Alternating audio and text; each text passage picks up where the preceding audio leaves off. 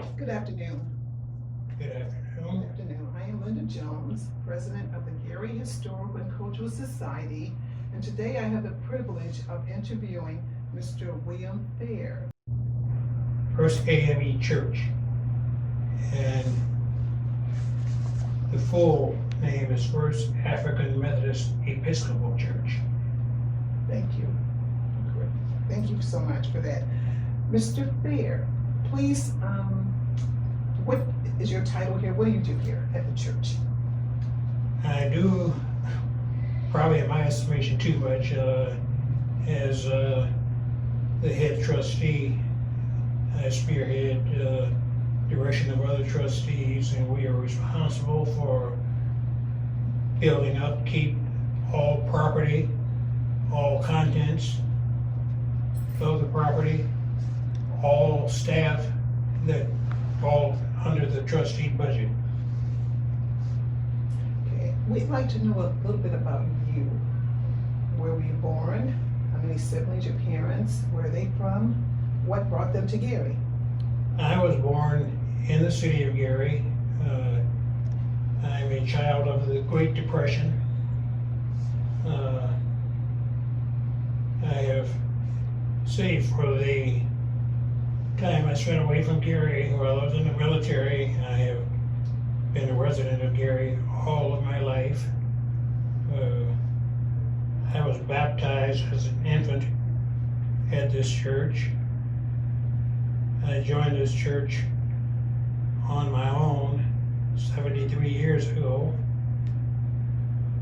My parents, my mother was from Mississippi and my father originated in Arkansas, and as was the case during that time period, the great migration of people coming from the south to the north seeking a better life. So when your parents came here, your father found employment? Yes. Where did he work? Well, he worked a number of jobs. He worked for U.S. Steel, from which he retired. During the Second World War, prior to going to U.S. Steel, he worked at a plant in East Chicago that was known as Cast Armor, and they made tank hulls, military tank hulls. And there were any number of jobs that I recall that he held. My mother also had to pitch in to help out to make ends meet, so she worked at a meat packing plant that was known as Monroe Packing Company, which was located at 18th and Monroe. What year did they come to Gary? Do you know? You weren't born, obviously, but do you know the year that they migrated? It would have been in the early 1930s. 1930s. Early 1930s. My mother graduated from Froebel High School in 1932. Okay. Excellent. Do you have siblings that were born here as well? Were any born before they migrated? I had one brother who passed away this past December. He's 1 year and 2 years, one year and 2 days older than me. And then I had a sister who was 16 years younger than me, and she passed away a few years ago, so it was only 3 of us. So you've seen quite a few changes in the city, throughout the city, from employment to housing to schools. Yes. To just areas where people could live. Would you like to talk about any of those changes that you've seen? What school did you go to? Froebel. Froebel. Okay, same as your mother. Okay. Same as my mother, my brother, and my sister. And We your sister. Okay. all went to Froebel. During the early days, Froebel was a K through 12 school. So, did you pursue post-high school education? Yes. Okay. Where did you go? I started it was known as simply as the extension at that time, what is now known as IUN, It was located, they had a set of classrooms at 5th and Washington. There was the City Methodist Church, and as a part of that church property, they had attached to it Seaman Hall, and then on the upper level they had classrooms. So that's where I started, and then when I went into the military, then I continued my education at a number of other schools. So I completed my education at the University of Colorado in Boulder. Thank you for your service to our country. Thank you so much, sir. What branch of Navy. service? Navy? So, during your school days, it was a mixed group of people, young people going to school. It was a mixture of African Americans as well as, so, did you have any issues with school? Were there any problems? Oh my goodness, yes. Would you like to tell us about some of those? Froebel School at the time, again, it was a mixture of, well, we were called colored at that time. That was the kind word that they would use. And then there was the white population, and then there was Hispanic, mainly of Mexican descent, and then there were those of Italian descent, Polish descent. In 1945, this was toward the end of World War II, there were a number of black pastors in the city. The pastor of this church, the pastor of St. Paul Baptist Church, and there was a third pastor whose name has escaped me. And what was going on at the time was that even though it was a mixed student body, there were activities at the school that were off limits to people of color. So these pastors started to agitate and said it needed to end that it needed to be open for all activities to all people. The school board would not at that time do anything about it, so they just kept agitating and agitating to the point where the white student body, the majority of them, decided that they didn't want to go to school anymore with us. So they went out on strike. Now, the activities that were banned was to be on the swimming team, to participate in stage productions, and any number of other activities. So again, they went out on strike. Frank Sinatra happened to be in Chicago doing a war bonds concert. So he had a friend who lived in Gary, contacted him and told him about the situation. So he came over to Gary and he got those that were on strike together, and he did a mini concert at Memorial Auditorium and told them they should go back to school. So they did, and that broke the dam so far as us being able to participate. But the side effect from that was that they could not stand having a fully integrated school, so the school board blindly let them transfer anywhere they wanted to go. And at that time, there were strict boundaries, residential boundaries for what school you attended. Some transferred to Horseman, some to Blue Wallace or wherever. And there was, and even though they didn't live in those districts. And I had wanted to learn to play music. I'd always loved music. I've been a jackleg singer all my life. And so the band director at Froebel, there were 3 boys. One's name was Henry Porter, myself, and over the years I've just lost the other name. So this band director, his name was Kenneth Reeser. He decided that if you wanted to learn music, he was going to make it as hard as possible for you to do that. So he took what is called manuscript paper, and he wrote some notes on this paper, and you were directed to have your parents take you to a private music teacher who had a piano to play these notes, and you had to be able to tell the difference in the tones. They tested you like that rather than teach you. It was Right, very right. difficult.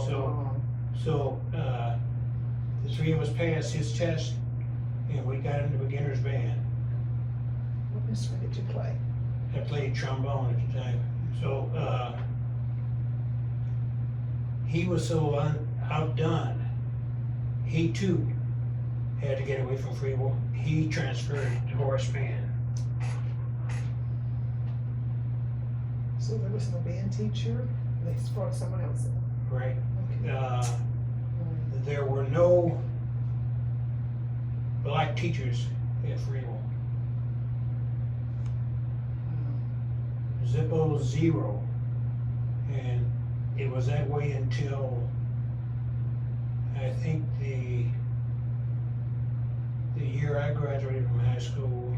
I think they had 2 teachers came in. One's name was Doris Robinson. She was a music teacher, and I don't recall which school she came from. And then there was a math teacher by the name of Paul Gore.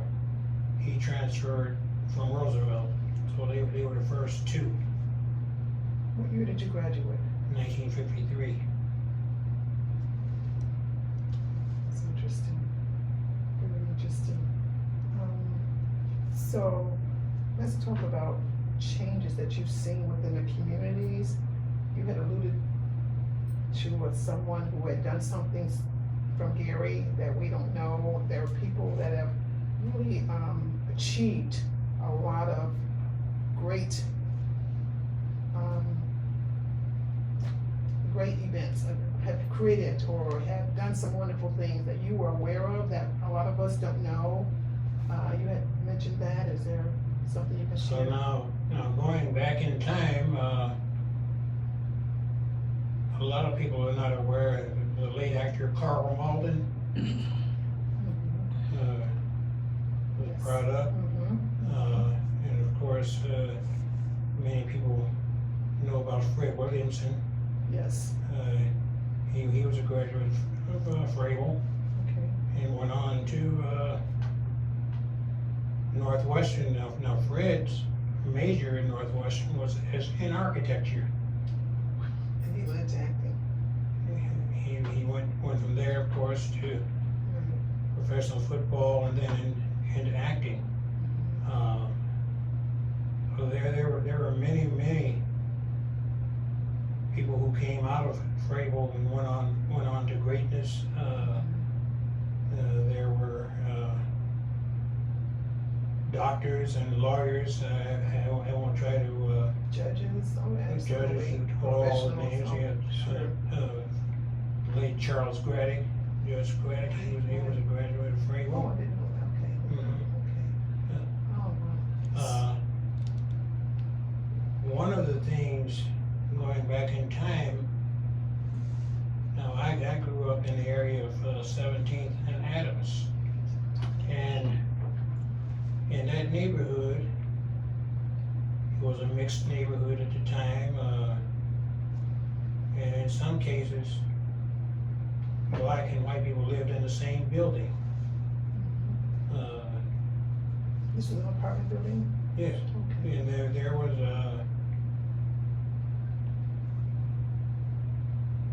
an Italian family that owned a grocery store across the street from where we lived. There was an Italian man who's really takes you back in time. He had a blacksmith shop. Back in the day, Where's this?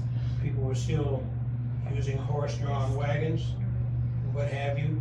So he actually made horseshoes. He made harness for the horses. He did ornamental ironwork, did just all manner of things. A couple of doors north of us was an Italian family, and they were the neighborhood winemakers. They had a great big grape harbor. So they would grow those wine grapes, and then they would, anybody that wanted it in the neighborhood, they'd give them wine. Next door to us was an Italian family. The Stefanellis was their name, and this is a building where both black and white.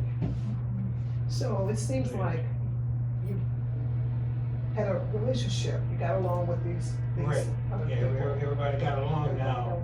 Now to the east, I say east of Broadway, was mainly Polish. They stayed in their own area, they had their own little corner. Polish, and then the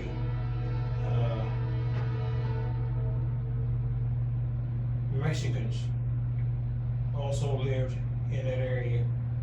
Now the Polish population at the time, they had their own bakery, they had their own grocery store, they even had their own meat packing plant. It was known, it was at the corner of 19th and Delaware, and it was called Warsaw.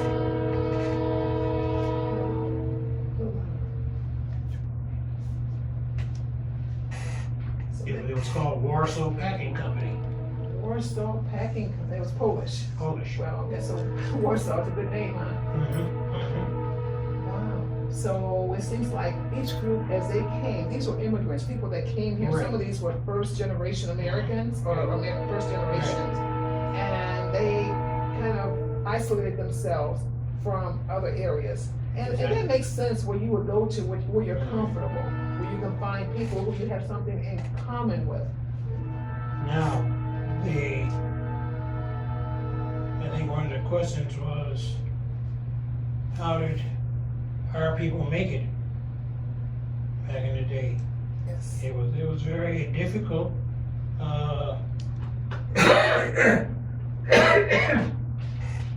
We did have a number of black businesses on Broadway. We had Gatlin Office Supplies. We had May's Smart Shop, which sold women's clothing. Further south, near 22nd and Broadway, a gentleman by the name of Francis Sims. He called his business Sims Corner. Oh. He had on the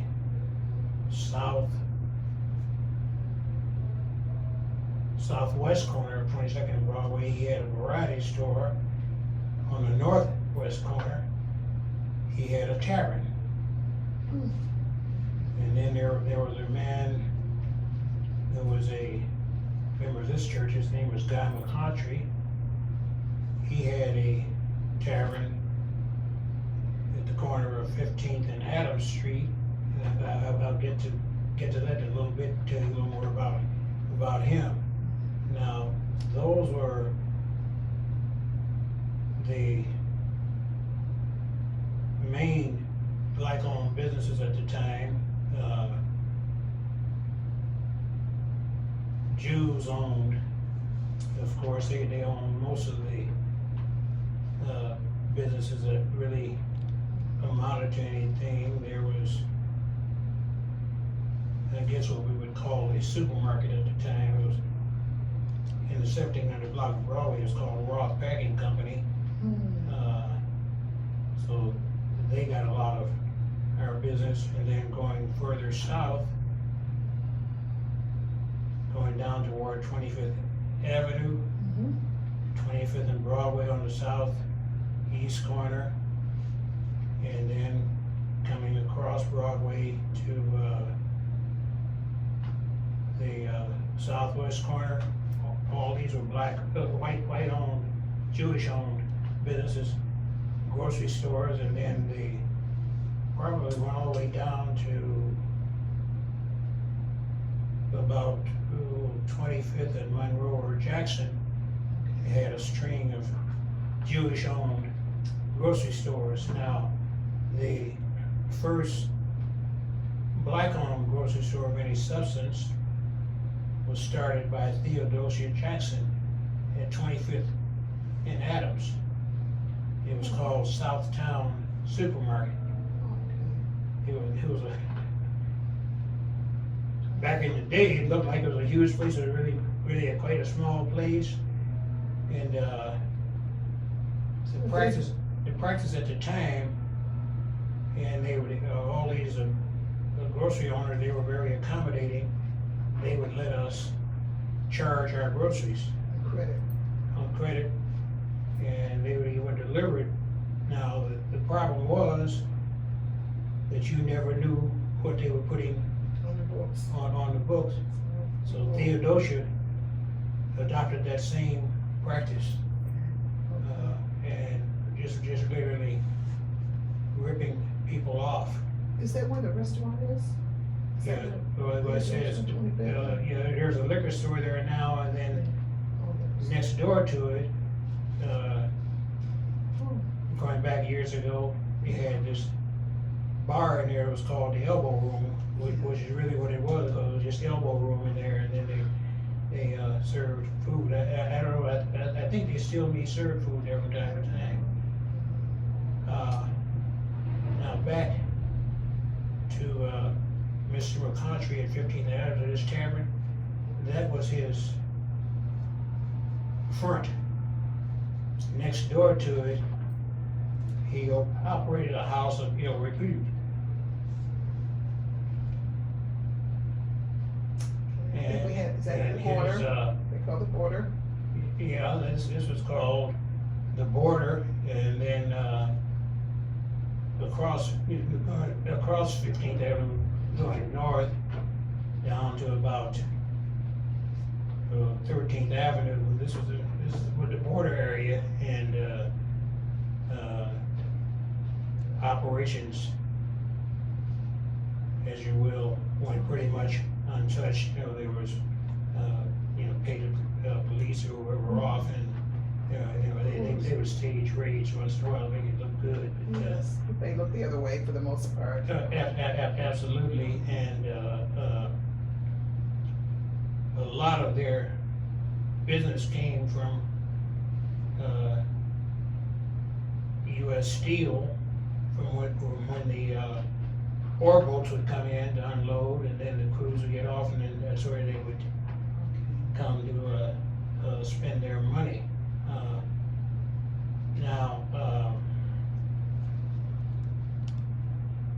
I mentioned in our initial conversation here a week or so ago that there were a number of prominent businessmen. Benjamin Cresswell, I had mentioned, funeral director, and his sideline was policy. Fred Mackey, who owned in later years the Gibraltar building there at 17th and Broadway. He owned a tavern at the corner of 16th and Washington called the Belmont. Again, his main source of income was policy. And then there was Buddy Hutchins. The building still stands there. I don't know if it's still called a Buzz Box or not, here at the corner of 18th and Massachusetts. Buddy Hutchins was heavily involved in policy, and I believe it was in I'm going to say either 1947, 1948. Apparently the money got funny so far as the syndicate was concerned, and he was executed in the street. He had what they called a pickup station there at 14th and Jefferson Street, 14th and Washington, excuse me, and he was gunned down, and my brother and I happened to see it because we had been to the Gary Theater. This is on a Saturday, and we'll talk about theaters in a little bit. So we were walking home, and we encountered him laying in the street. Amazing. Now, the city of Gary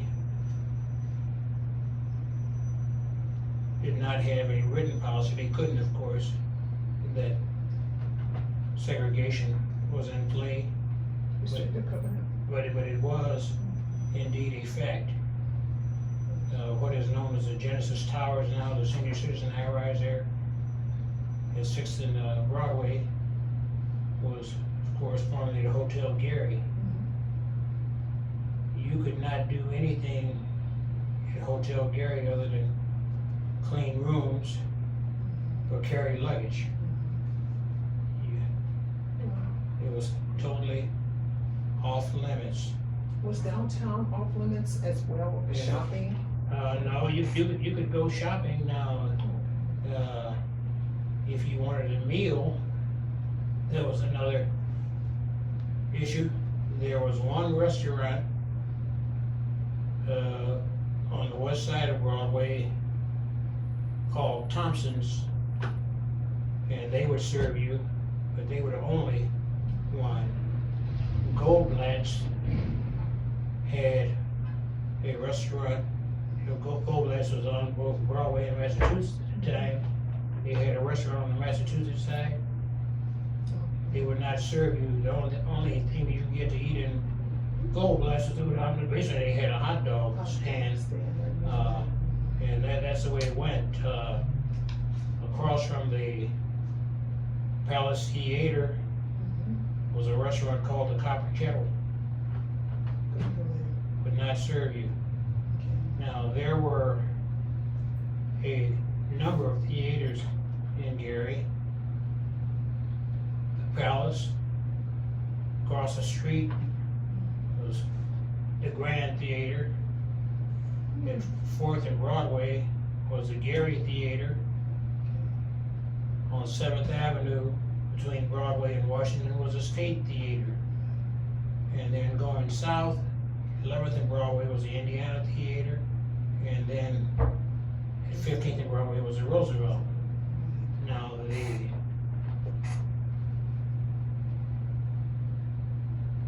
State Theater really didn't have any problem with it, and that was Greek-owned.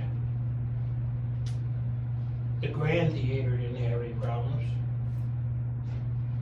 The Palace Theater, they would, if you went there, they would try to make you sit in the balcony, not on the main level.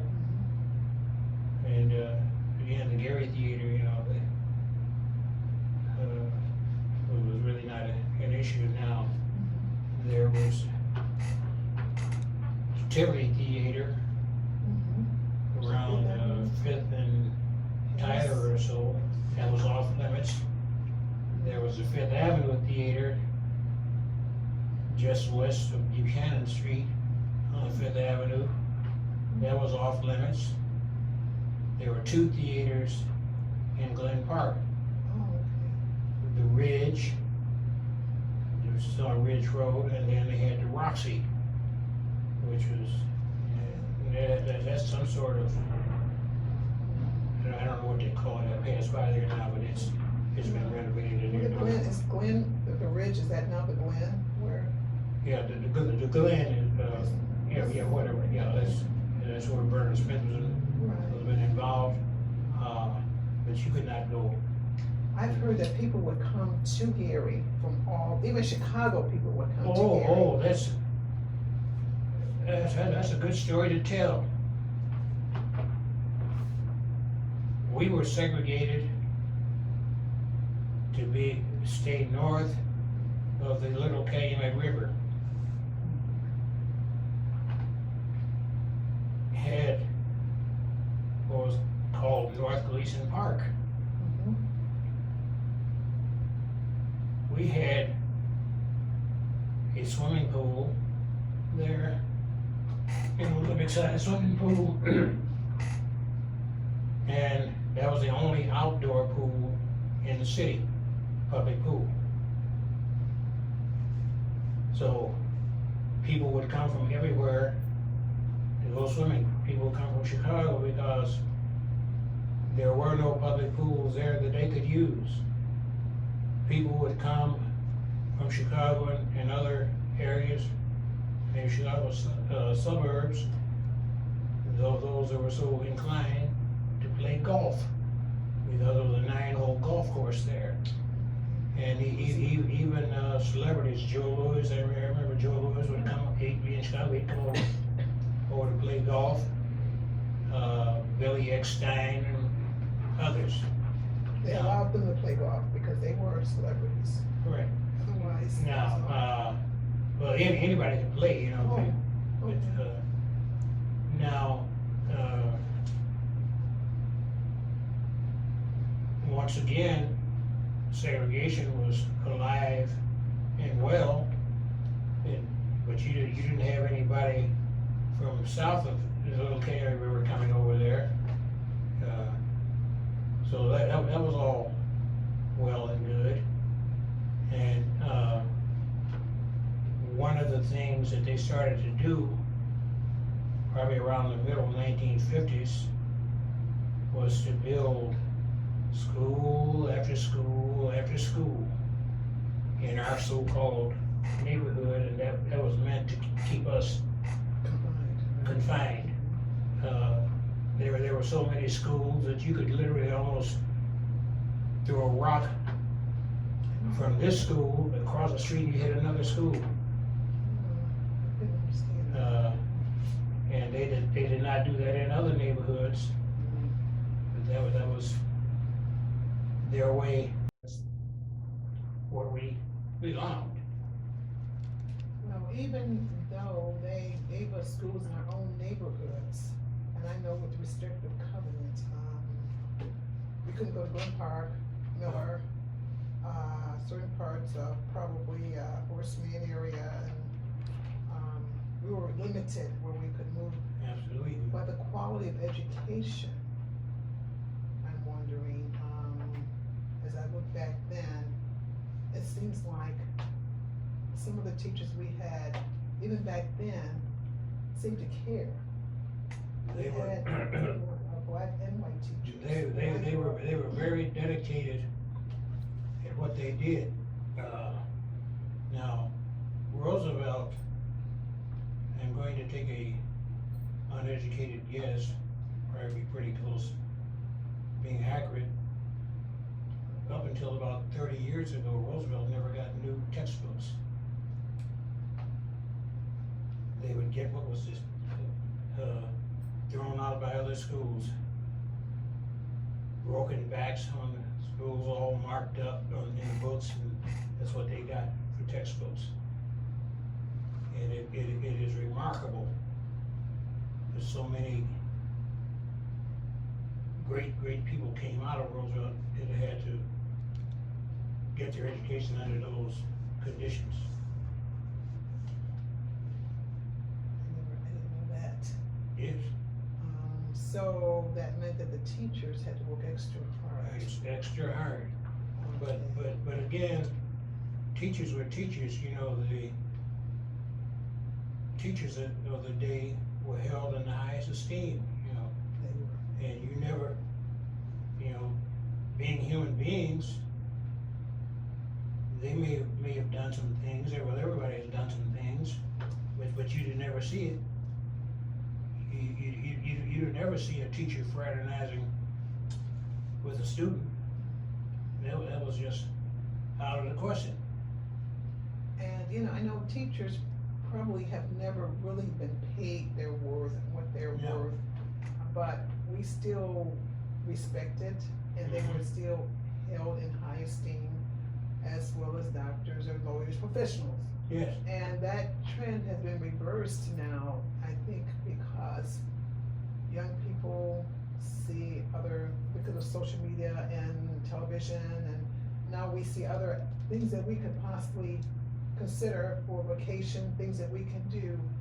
And so we look at singers and rappers and dancers, and we consider them on the same level, even higher than what we our teachers, and that's bad. Yeah, we hear so often, and this is nothing new, we hear that youth are our future, and I hope that statement is true, but I'll be frank with you, from what I see these days, I'm glad I won't be here. All we can do is keep trying. Yes. We cannot afford to stop trying. I used to, years ago, I would be invited by a staff member at Roosevelt to come over on their career day or whatever they called it, to speak to a number of classes and kind of give them a perspective on the real world.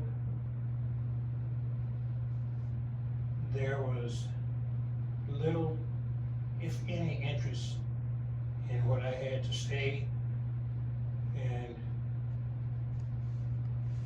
I was just simply trying to say, well, this is the way it is. You know, you're not going to be in this classroom all your life, and this is what you need to prepare yourself for. Going to see teacher uninterested.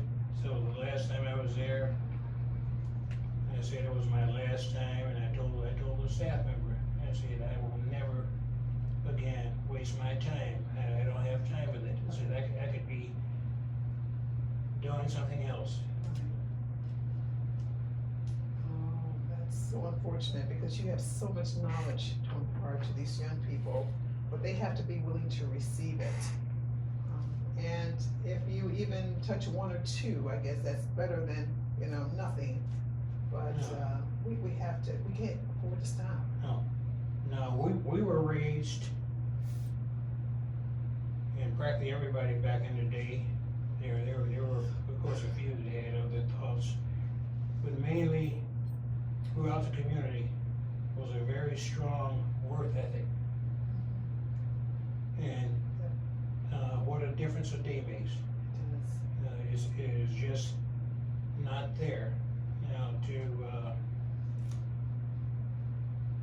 give you a little bit about my background, and of course I've been retired for a number of years, and I retired from I don't even know what they call it now, but at the time it was called the Indiana Department of Employment and Training Services.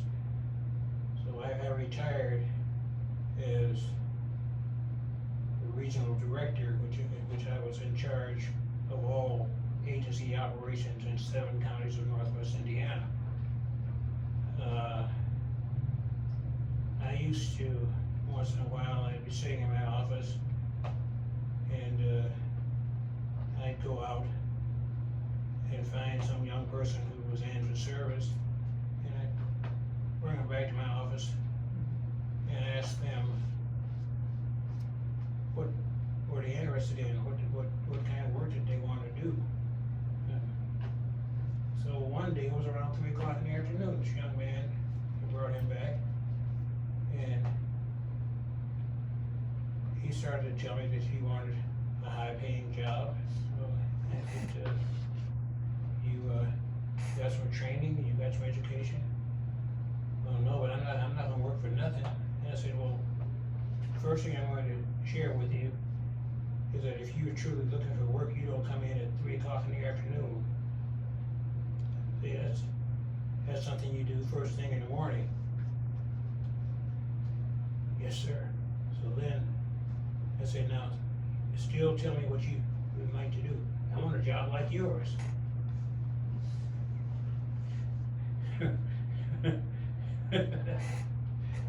No education, no No, preparation, no, nothing. no experience.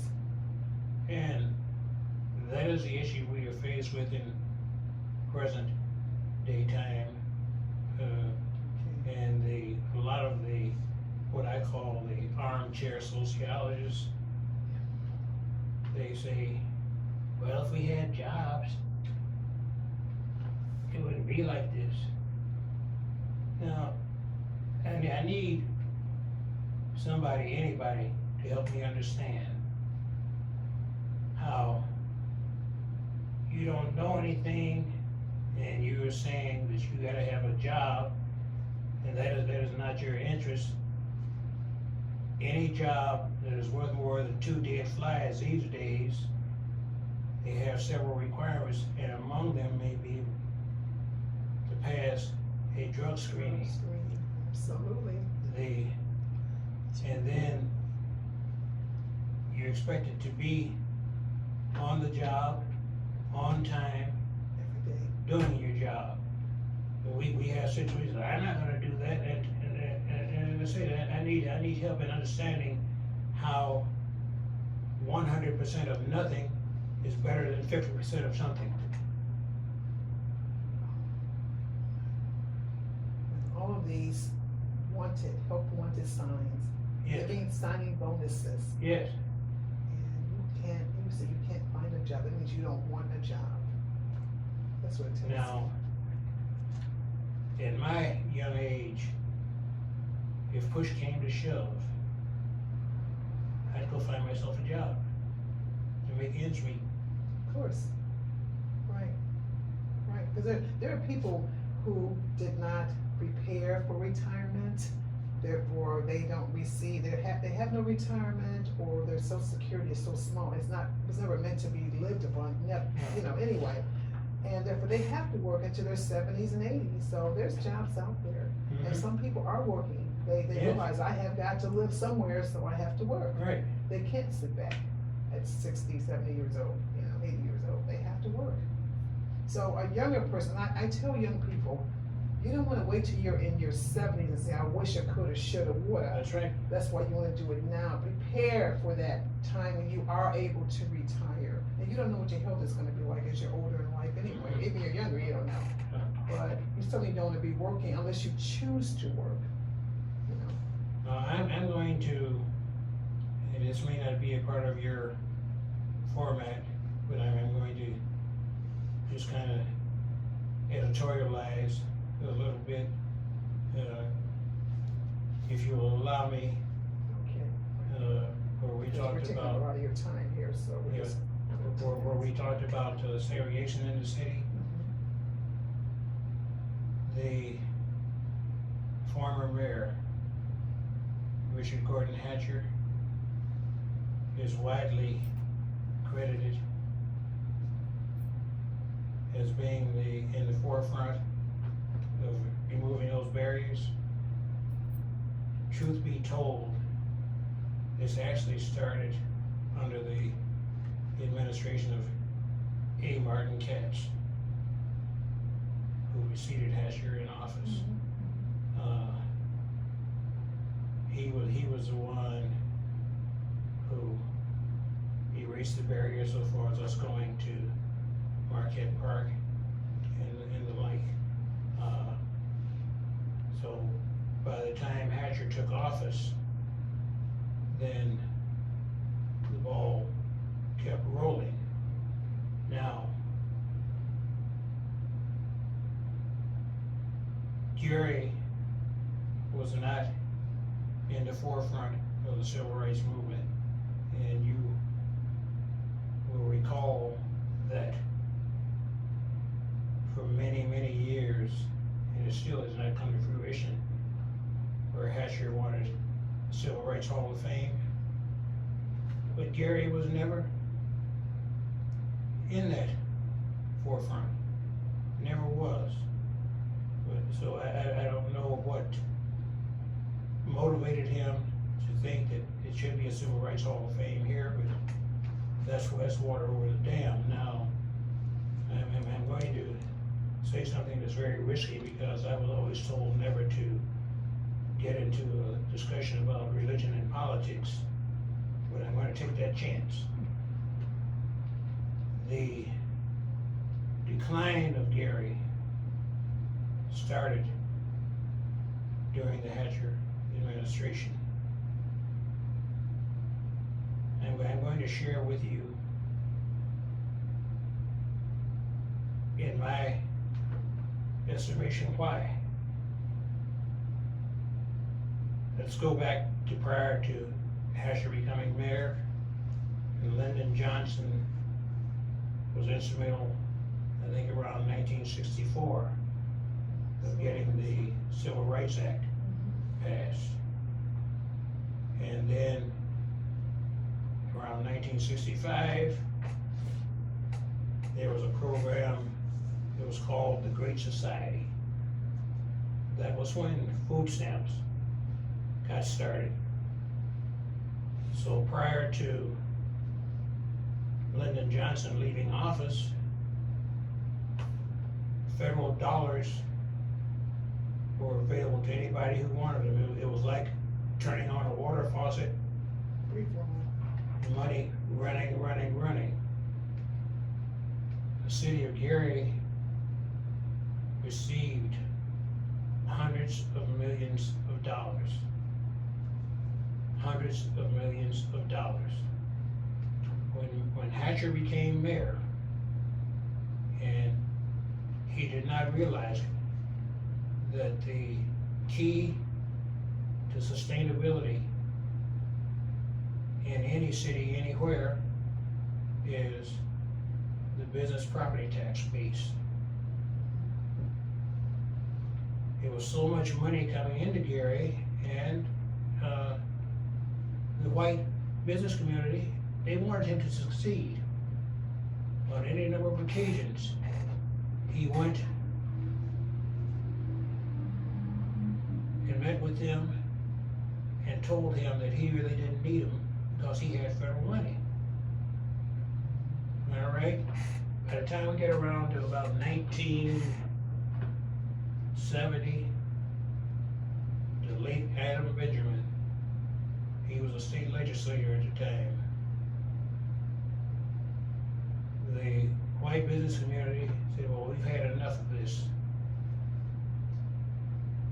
We need to get out of here. And they were looking toward Maryville. South. All right. Adam Benjamin carried that legislation, and it got passed to allow Maryville to incorporate as a town. Now, there was and still is on the books state law, which says that no community can incorporate within 3 miles of an existing second-class city, which Gary was and is. So that made that special legislation, and it also made it unconstitutional. Hatcher had 30 days to appeal and clearly would have won the case. He went, for whatever reason, to Chicago and found a lawyer. His last name was Ming, M-I-N-G. Mr. Ming filed the appeal on the 39th day.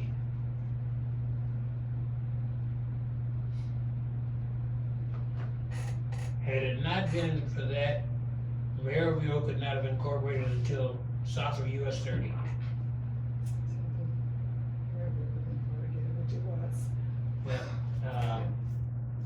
And then there were unscrupulous real estate brokers. They engaged in what they were calling block busting, and they went into the white neighborhoods.